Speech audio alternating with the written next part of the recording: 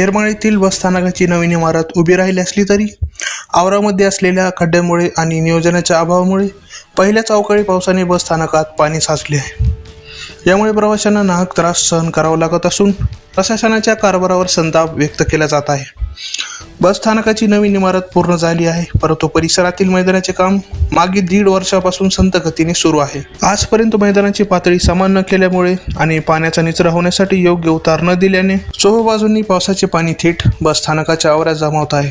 परिणामी स्थानकात मोठी डबकी साचली आहेत. बसस्थानकात उतरणाऱ्या प्रवाशांना साचलेल्या पाण्यातून वाट काढत बाहेर पडावे लागत आहे आणि अनेकदा बसमधून खाली उतरताना प्रवाशांच्या अंगावर घाण पाणी पडत असून त्यांच्या कपड्यांचे नुकसान होत आहे. तसेच पूर्व आणि पश्चिम अशा 2 बाजूंनी वारे व पावसाचा फटका बसत असल्याने प्रवाशांना उभे राहणे कठीण झाले आहे.